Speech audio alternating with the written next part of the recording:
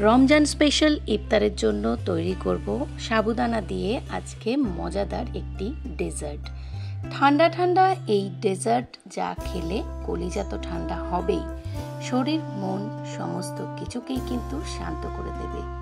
তো এমন সুন্দর হেলদি একটা ডেজার্ট ভীষণ সহজভাবে বানানো যায়। তো welcome back to my channel.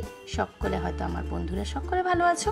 তো এখন আমি এই ডেজার্টটা কিভাবে তৈরি করছি সেটাই তোমাদের সাথে শেয়ার করছি। তো এই ডেজার্টটা খেতে হয় ভীষণ সুস্বাদু, আর ঠান্ডা ঠান্ডা হালকা সুন্দর কিছু এসেন্সের কারণে যেটার টেস্ট কিন্তু হয়ে যায় অপূর্ব।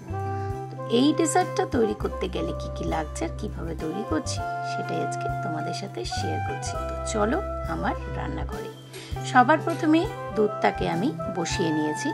তো দুধটাকে বেশ কিছুক্ষণ কিন্তু জাল করে নিতে হবে। দুধটা যত গাঢ় করে জাল করা হবে তত কিন্তু সেই জিনিসটার স্বাদ আরো বেশি ভালো হবে। দুধটা জাল করতে করতে আমি এখানে দিয়ে দিলাম 1 থেকে 1.5 চামচ মতন চিনি। মিষ্টিটা অবশ্যই নিজেদের স্বাদ অনুযায়ী দেবে। চিনিটা দিয়ে বেশ কিছুক্ষণ কিন্তু একটু ফুটিয়ে নিতে হবে। তারপরে আমি এখানে অ্যাড করব গুঁড়ো দুধ। গুঁড়ো দুধ দিলে কিন্তু এর স্বাদ হয় অপূর্ব। যেহেতু দুধটাকে আমরা বেশি সময় ধরে জাল করছি না, তাই জন্য কিন্তু এখানে গুঁড়ো দুধ দিয়ে দিচ্ছি। আর দিলাম সামান্য কর্নফ্লাওয়ার। কর্নফ্লাওয়ারটা তোমরা জলে গুলে মিশাতেও পারো বা এমনি ডিরেক্টও ইউজ করতে পারো, কিন্তু ডিরেক্ট ইউজ করলে কিন্তু একটু দলা পেকে যাওয়ার চান্স থাকবে। তো কর্নফ্লাওয়ারটা দিয়ে সাথে সাথে কিন্তু ভালো করে হুইস্ক করতে হবে। তো এরপর যেই আসল উপকরণ সাবুদানার ডেজার্ট বা সাবুদানা দিয়ে যেই শরবত প্রাণ ঠান্ডা করা, সেটাই এখন তৈরি করছি। এখানে আমি সাবু নিয়ে নিয়েছি 2 টেবিল স্পুন মতন। এখানে আমি সাবু নিয়েছি, আগে থেকে জল দিয়ে ধুয়ে রেখে দিয়েছিলাম। আর একটি বাটিতে জল নিয়ে সেটাকে ফুটিয়ে নিয়েছি এবং তারপর সাবুদানাগুলোকে কিন্তু আমি এখানে সেদ্ধ করে নিচ্ছি। খুব সুন্দরভাবে সেদ্ধ হলে তোমরা বুঝতেই পারবে, কারণ সাবুদানার কালার কিন্তু একটু ট্রান্সপারেন্ট মতন হয়ে যায়। তো আমার ভিডিওতে কিন্তু এর আগে সাবুদানার আরও একটি রেসিপি রয়েছে, পারলে তোমরা আমি ডেসক্রিপশনের লিংক দিয়ে দেবো, তোমরা অবশ্যই কিন্তু ট্রাই করে দেখতে পারো। সাবুদানাটা সেদ্ধ হয়ে যাওয়ার পরে কালারটা যখন চেঞ্জ হয়ে যাবে তখন একটি ছাঁকনিতে ঢেলে নিয়েছি। তোমাদের কাছে যদি বড় ছিদ্রযুক্ত ছাঁকনি থাকে তোমরা সেটাতে ঢেলে নিতে পারো, এবং তাতে কিন্তু ঠান্ডা জল অ্যাড করেছি। আর এই শরবতটার জন্য আমি কিন্তু রোজ ওয়াটার অ্যাড করছি।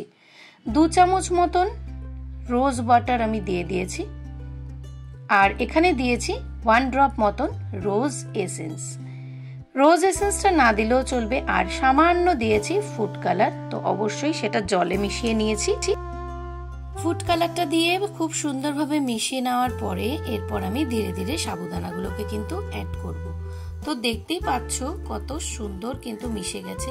আর যেহেতু এটা রোজ ফ্লেভার থাকছে এটাতে, তাই জন্য আমি কিছু রোজ পেটাল, ড্রাই শুকনো গোলাপের পাপড়ি, সেগুলো কিন্তু আমি এখানে একটু দিয়েছি। আর দিয়েছি কিছুটা কুচনো কলা। তোমরা চাইলে অবশ্যই এর মধ্যে তোমাদের পছন্দ মতন কিছু ফল তোমরা ইউজ করতে পারো। আর এটা মেশানোর মধ্যেই কিন্তু এর স্বাদটা নির্ভর করে। সুন্দরভাবে কিন্তু জিনিসটা মিশিয়ে নিতে হবে। কেসার ইউজ করতে পারো। আমি এখানে 1 গ্লাসের মাপে করেছি, তাই আমি এখানে 3 চামচ মতন সাবুদানা নিয়েছি, একটা কলা নিয়েছি, আর নিয়েছি 1 গ্লাস মতন দুধ। ভিডিওটা চলতে চলতে বলে রাখি, যারা আজকে আমার পরিবারে নতুন তাদেরকে জানাই অসংখ্য ভালোবাসা। ভিডিওটি যদি ভালো লেগে থাকে তাহলে একটা লাইক করে আমার পরিবারের সদস্য হওয়ার অনুরোধ রইল। তো আমার কিন্তু এখানে সাবুদানার এই শরবতের রেসিপিটা পুরোপুরি রেডি। তো তোমরা তো দেখে বুঝতেই পারছো, তো অসাধারণ স্বাদের হয়েছে এই সাবুদানার শরবত। তোমরা পারলে অবশ্যই ট্রাই করো।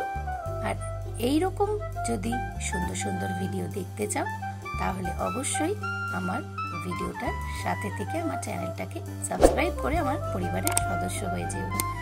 আর অবশ্যই এত সুন্দর ঠান্ডা ঠান্ডা একটা সাবুদানার গোলাপি সুন্দর বর্ণের একটা শরবত যদি তোমরা খেয়ে নাও ইফতারের সময়, তাহলে কিন্তু শরীর প্রাণ মন সব কিন্তু ঠান্ডা হয়ে যাবে। তো রমজানের সময় ইফতারের এই রেসিপিটি বা কলিজা ঠান্ডা করা এই শরবতটি তোমাদের কেমন লেগেছে অবশ্যই কিন্তু কমেন্টের মাধ্যমে জানিও। ততক্ষণ পর্যন্ত সকলে ভালো থেকো, সুস্থ থেকো। আবার আসবো কোনো নতুন রেসিপি ভিডিও নিয়ে। ততক্ষণ পর্যন্ত সকলে ভালো থেকো। আজকের মতো টাটা।